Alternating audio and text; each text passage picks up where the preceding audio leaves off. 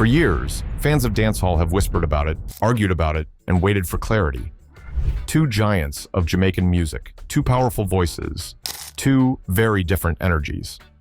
Now, Capleton has finally spoken clearly about his long-running issues with Beenie Man, and the story is deeper than many people expected. To understand why this mattered so much, you have to go back to the beginning before the tension. Born Clifton George Bailey III in 1967, Capleton came into music with fire. Early in his career, he was known for hardcore dancehall lyrics, fast flows, and street energy. Songs like Bumbo Red and #1 on the Look Good chart made him popular in the early 90s. But something changed. In the mid-90s, Capleton fully embraced Rastafari and transformed his music. He became known as the Prophet, focusing on spiritual messages, African pride, self-worth, and upliftment. His shows became intense, almost like sermons mixed with music. Fire was no longer just lyrics, it was symbolism. Meanwhile, Beenie Man, born Anthony Moses Davis in 1973, had a very different rise. He was a child star, trained early, guided by producers, and shaped for success from a young age. By the time the 90s arrived, Beenie Man was everywhere. Radio, sound systems, international stages. Songs like Who Am I, Sim Sima, Girls Dem Sugar, and King of the Dancehall made him a household name. He had charm, confidence, humor, and knew how to win crowds quickly. On the surface, both artists were successful. But beneath that success, a quiet tension was growing. Capleton has explained that his issues with Beenie Man were never just about lyrics or sound clashes. It was how the industry worked and who it seemed to favor. During the peak of the 1990s, Capleton felt that Beenie Man was consistently placed at the front of the line. Bigger shows, stronger promotion, easier access to international markets. While Capleton was building a loyal fan base through message-driven music, Beenie Man was becoming the face of dancehall worldwide. And this imbalance created frustration. Not hatred at first, but irritation. He felt that artists who stayed true to culture and message often had to work twice as hard for half the recognition. Meanwhile, artists with a more playful, crowd-friendly style were rewarded faster. To Capleton, this wasn't just unfair, it was dangerous for the direction of the music. Then, dancehall was changing fast. International labels were watching closely. Foreign audiences were paying attention. Whoever represented dancehall at that moment would help shape how the world saw Jamaican music for years to come. From Capleton's point of view, Beenie Man became that chosen face. Beenie Man was winning awards, touring non-stop, and appearing on global platforms. He knew how to work the stage, the media, and the crowd. He was fun, confident, and easy to sell. Capleton, on the other hand, was pushing a heavier message. His music demanded listening, not just dancing. His shows were intense, full of chanting, fire talk, and spiritual warnings. Capleton has said that he felt the industry leaned toward comfort instead of truth. This imbalance created frustration, not hatred at first, but irritation. He felt that artists who stayed true to culture and message often had to work twice as hard for half the recognition. Meanwhile, artists with a more playful, crowd-friendly style were rewarded faster. To Capleton, this wasn't just unfair, it was dangerous for the direction of the music. This is where the real problem lies. Capleton believed that dancehall should not just entertain people, but wake them up. He felt that artists had a duty to speak about injustice, history, and self-respect. When Beenie Man's lighter style became the global standard, Capleton worried that the deeper meaning of the culture was being pushed aside. This difference caused friction even when no words were spoken. You see, promoters, sponsors, and international media often preferred Beenie Man's style because it was easier to understand and sell. That preference slowly turned into resentment. Not because Beenie Man did anything illegal, but because the system rewarded one path more than the other. And then there was pride. Both men are strong personalities. Neither backs down easily. Capleton has admitted that when you mix pride, competition, and unequal treatment, small issues grow fast. Simple misunderstandings start to feel like disrespect. Silence begins to feel like strategy. Things became more tense when competition entered the picture. Dancehall has always thrived on rivalry. Clashes are part of the culture. But between Capleton and Beenie Man, the competition started to feel personal. Interviews became sharp. Comments were indirect but clear. Each artist felt the other was moving in ways that affected their space in the industry. And in 1999, the tension reached a breaking point. Here's what happened. The two artists engaged in what many fans remember as a war of words. This included lyrical shots and a heated radio exchange that caught listeners off guard. What had been quiet competition, backstage frustration, and lyrical side-eyes finally spilled into the open, and when it did, it happened in front of the entire country. Jamaican radio became the stage for one of the most talked-about confrontations in dancehall history, and once it happened, there was no turning back. The clash unfolded on RJR Radio during a heated discussion hosted by Barry G, a respected voice in Jamaican broadcasting. What was supposed to be a conversation quickly turned into an argument that exposed deep differences in belief, purpose, and how both men saw the future of dancehall music. Listeners could hear the tension in their voices, not just because they were talking over each other, but because both felt deeply challenged and disrespected. Capleton came into that exchange standing firmly in his Rastafarian identity. By that time, he had fully committed himself to conscious lyrics, spiritual themes, and what he described as musical fire meant to cleanse and uplift.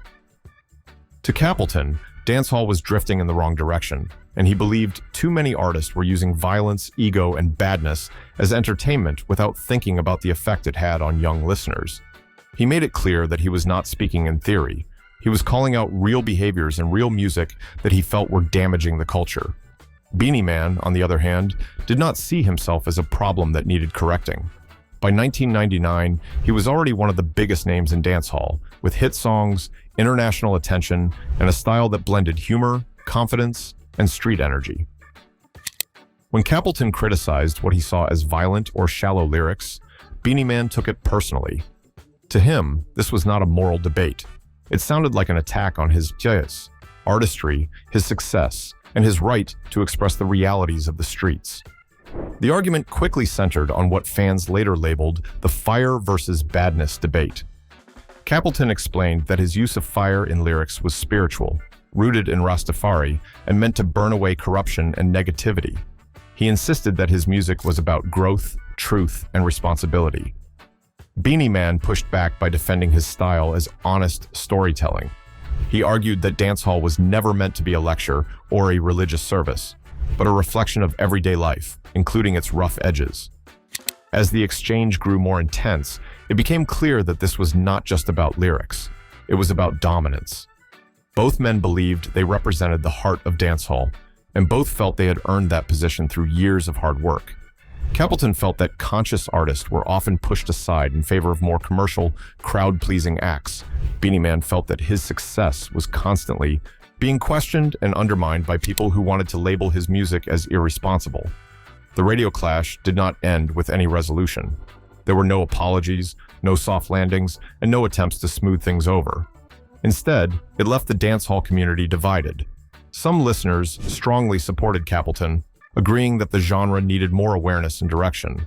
Others sided with Beenie Man, believing that freedom of expression was being threatened by moral policing. The argument sparked conversations everywhere, from sound systems to street corners, and it forced fans to think more deeply about what they wanted from the music they loved. After the radio exchange, the tension continued through lyrics and public comments. Songs released during that period carried sharper edges, hidden messages, and subtle responses aimed at one another. You see, Capleton later made it clear that this moment showed how deep the misunderstanding had become. According to him, it wasn't about proving who was better on the mic, it was about dignity and how artists were treated behind the scenes. By the time their war of words happened, the frustration had already been building for years. Capleton has spoken about the famous radio argument, saying it was not planned. Emotions were high. Each man felt misrepresented. The conversation quickly turned sharp, and once it reached the public, there was no way to pull it back. Fans picked sides. Media replayed clips. The culture reacted. What made it worse was that many listeners treated it like entertainment, not realizing that for Capleton, this was personal. Later, when the overseas incident happened and Beenie Man was named as the aggressor, Capleton said it confirmed something he had already felt: the competition had turned into ego.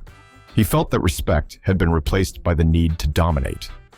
Capleton has said clearly that he never wanted to fight Beenie Man physically or musically just for hype. He wanted fairness. He wanted recognition based on work, not image, and when that didn't happen, distance became his choice. One thing that stands out in Capleton's reflections is that he never tried to copy Beenie Man's style to compete. Instead, he doubled down on his own path. He became more spiritual, more focused, more intense. Albums like More Fire, Still Blazin', and Prophecy showed that he was committed to his message, even if it cost him mainstream favor. In many ways, Capleton chose principle over popularity. That choice came with sacrifices. Capleton has hinted that standing firm meant fewer industry favors and more resistance, but he believed that compromising his values would hurt him more in the long run. Watching Beenie Man rise while he struggled for equal treatment was painful, but it strengthened his resolve. Later on, things didn't just stay lyrical or verbal anymore. What started as sharp words and musical tension slowly drifted into real-life situations, and once that line was crossed, there was no controlling how fast things could spiral. By this time, Capleton had fully embraced his identity as a firebrand artist. Everywhere he went, on stage or off stage, his message stayed the same. He believed dancehall needed cleansing. He believed certain behaviors were being celebrated too much. And he believed Beenie Man represented everything he was pushing against. So whenever Capleton performed, fans noticed that the fire never stopped burning. Whether through lyrics, speeches on stage, or side comments, Beenie Man's name and style were never far from the conversation. At first, Beenie Man tried to brush it off. He was used to rivalry. Dancehall had always been competitive, and clashes were part of the culture. But this situation felt different. Capleton wasn't just competing for hits or crowd reactions. He was questioning values, character, and purpose. Over time, that constant pressure began to wear on Beenie Man. Things finally boiled over during an overseas trip. Both artists were outside Jamaica, far from home, where egos were already high and tensions were harder to manage. According to people close to the situation, the atmosphere was already uncomfortable before anything even happened. Words had been exchanged earlier, looks were shared, and everyone could feel that something was about to go wrong. At the airport, everything exploded. Reports from that time say Beenie Man lost his patience and became the aggressor. After taking what he felt was too much disrespect for too long, he reacted emotionally. What followed was chaos. Members of David House, Capleton's crew, rushed in, and the situation quickly became serious. Airport security had to step in to prevent things from going further. No one won that day. Instead of headlines about music, the story turned into one about conflict, crews, and confrontation. Seeing two giants of the culture involved in something that close to violence forced people to rethink how far rivalries had gone. For Capleton, this moment only strengthened his belief that negativity had taken over parts of the industry. He felt justified in his stance, believing that ego and anger were proving his point. For Beenie Man, the incident marked a breaking point. The rivalry had stopped being entertaining or competitive and had turned into something dangerous. Over time, something interesting happened. The fire that once burned loudly between Capleton and Beenie Man slowly started to fade, at least on the surface. No more open lyrical shots flying back and forth. No more interviews filled with tension. No more songs that fans could clearly point to and say, yeah, that one is aimed straight at him. But don't get it twisted, the history was still there. The silence didn't mean the rivalry never existed. It just meant both men had reached a point where continuing the public war no longer made sense. For years, fans wondered how it would ever end. Would there be a peace talk, a joint interview, a planned reconciliation show in Jamaica? But guess what? None of that happened. Instead, the moment that finally cooled everything down came when nobody expected it, not in Kingston, not in a studio, but on a stage in the United States. According to Beenie Man, speaking in a 2021 interview, the ending of their rivalry wasn't planned. There were no phone calls beforehand, no managers setting things up, no public announcement. It happened naturally, in real time, right in front of fans. Both artists were booked for the same event. Their sets were scheduled close together, and at some point they overlapped. Tension could have filled the air, old feelings could have resurfaced. This could have easily turned into another awkward moment or even another confrontation. But instead, something unexpected happened. Beenie Man made a choice. Rather than keeping distance, rather than walking away or pretending Capleton didn't exist, Beenie Man did the opposite. He called Capleton onto the stage, in front of the crowd. No speeches, no explanations, just an open gesture. That moment said more than any interview ever could. For fans watching, it was shocking. These were two men who had spent years clashing over lyrics, beliefs, dominance, and respect. Two artists whose rivalry once symbolized a deep divide in dancehall. And now, without warning, they were sharing the same stage. That single action shifted everything. And in that moment, rivalry took a backseat to legacy. Capleton didn't reject the gesture. He didn't turn it into a dramatic scene. He accepted it for what it was: respect. Not friendship, not brotherhood, just mutual acknowledgement that they had both contributed something powerful to dancehall. And that's the key part people often miss. They didn't suddenly become close. They didn't start collaborating. They didn't erase the past. But they also didn't keep feeding it. From that point on, the rivalry stopped being active. Fans noticed it. No more subliminal messages. No more tension-filled questions in interviews. When asked about each other, the answers were calm, measured, and mature. Beenie Man later explained that, in that moment on stage, he realized the feud had already lasted too long. Time had passed. Lives had changed. The industry had moved forward, and holding on to old anger no longer served any real purpose. That US stage became a turning point. Recently, in 2023, both artists appeared on the Rebel Salute stage in Jamaica, one of the most respected reggae and roots festivals in the world. Rebel Salute isn't just any show. It's known for culture, consciousness, and strict values. Artists who step on that stage are expected to bring substance, not drama. Seeing both men on the same lineup spoke volumes. There was no clash, no tension-filled headlines, no will they, won't they energy. Each artist delivered their set, respected the space, and kept the focus on the music. Then came 2024, and the setting shifted overseas. City Splash in London is huge, a major celebration of Caribbean and African music in the UK. The crowd is diverse, international, and deeply connected to reggae and dancehall history. This isn't a small booking. Being a headliner here means you're still relevant, still respected, and still in demand. Both artists were listed as major headliners. Think about that for a second. Years ago, putting them on the same bill might have felt risky. In 2024, it felt normal. No drama, no warnings, just two icons sharing space on one of the biggest cultural stages in Europe. Fans noticed how calm everything felt. No competitive tension, no subtle shots, just clean performances and massive crowd response. It was clear by this point that whatever once divided them no longer defined them. And there was 2025. Sunsplash Festival in Amsterdam brought everything full circle. This is one of Europe's most important reggae festivals, drawing fans from all over the world. When both artists stepped onto that stage, it wasn't treated as a reunion or a peace moment. It was treated as normal. That's how far things had come. They performed, they did their jobs, they respected the crowd, the culture, and each other.